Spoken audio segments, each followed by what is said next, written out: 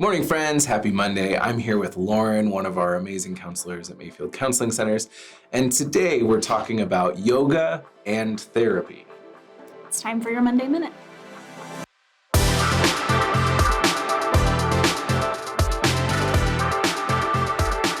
Okay, so Lauren, when we say yoga and therapy, we could also say yoga therapy. That's true, yeah. I'm assuming that most people watching might be like me, or maybe not, and don't really understand how those two go together. Like I get yoga as a supplement to therapy, or maybe even therapy as a supplement of yoga. But what do we mean when we talk about them together? Yeah, that's a really good question. I think, even my perception of yoga back in the day was you go to a yoga studio, you take a yoga class, you sweat, and then you leave, and, kind of two totally separate things from therapy. Now yoga has been kind of introduced into the therapy world. Sometimes it can be used as, anxiety management techniques, things like that. But the particular brand of yoga that I offer is trauma-centered, trauma-sensitive yoga. And that is specifically geared toward people who've experienced trauma and kind of bringing the body and the body's trauma that it holds on to into therapy as well. So it's kind of a supplement to, or can be a supplement to, talk therapy. So you wouldn't show up to your counseling appointment and be doing yoga in the room with the therapist? It can be. Oh, okay. So I offer one-on-one sessions with people. Okay. So sometimes, that'll be at the beginning of session, and then we'll transition into yoga. Sometimes we'll do a whole session of yoga. It just kind of depends. But also just kind of giving people the skills to practice that outside of the session too. It's kind of nice to be able to take that out of the room. Now, why would it be important to do that with a therapist? Isn't that something because there's loads of YouTube videos, there's all sorts of stuff. Help me understand why is it therapeutic? Yeah, that's another really great question. There are lots of YouTube videos, and I love those. That's kind of what got me started in yoga. With a therapist, I think it's helpful sometimes as you're doing yoga, especially if it's this particular trauma-sensitive yoga, things can come up. And it can be helpful to have somebody there to process it with you, to help kind of guide you on coping skills that you might use in the moment and kind of reground.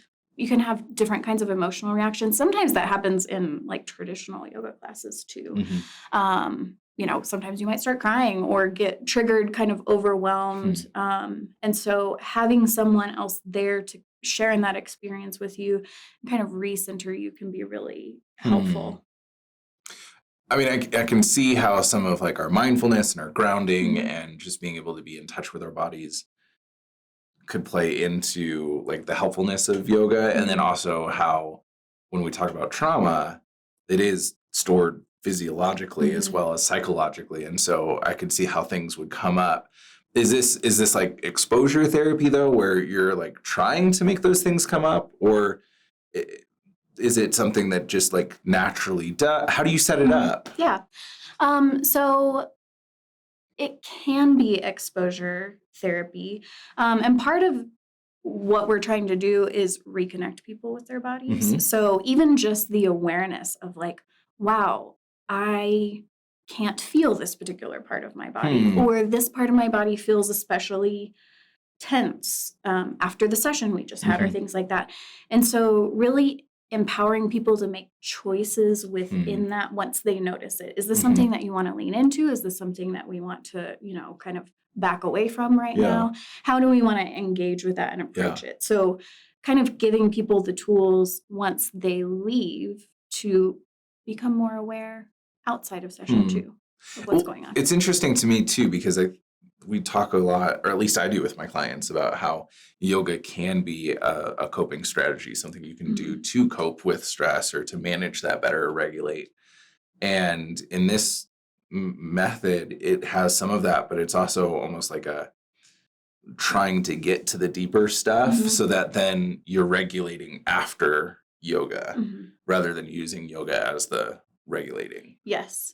Yeah, it's a little bit of a different spin Hmm. on yoga, I feel like, which has been interesting for me to learn more about and all Mhm. of the neuroscience. I'm a neuroscience nerd, so I love learning about all that stuff.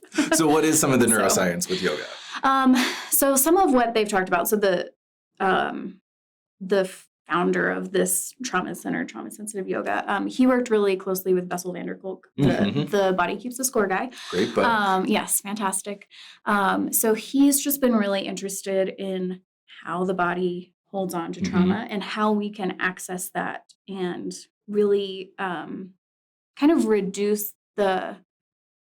bring more integration into the body Hmm. and the mind. Mhm. And so kind of using yoga as a tool to that end. Yeah, some of that like almost reattachment Mm-hmm. to Yeah. things that might have been severed or injured or bridged over Yeah. when a trauma occurred Mhm. or when we're going through compounding stress or anything that really Yes. the Body Keeps the Right. Score talks about. Yeah. Yeah. So, okay, last question that I have for you. For somebody who's watching this, Mhm. um, is this something that they, as the encouragement, go and do some yoga on your own and see what happens in your body? Or is it find a yoga therapy group? Or is it reach out to us at Mayfield and get connected with you to do yoga therapy? What's the next step? Like if this is in something interesting. That's a good question. I think it depends on what your goal is. If you want to use yoga as a grounding tool, like we talked about, that's fantastic. I think, generally speaking, there are lots of YouTube videos out in the Mhm. world that can really help you with that and kind of introduce you to yoga if you're new to it. That can be kind of less intimidating than going to a yoga studio. Yeah. If you're really looking for this trauma-centered, trauma-sensitive yoga therapy, you can absolutely reach out to us. Also, TCTSY is the shorthand version of that. They, of course, have a website and have their facilitators available there. So if that's something you're interested in, you can check that out. Okay. Well, friends, get yourselves through Friday. Enjoy the weekend, and we'll see you back here on Monday.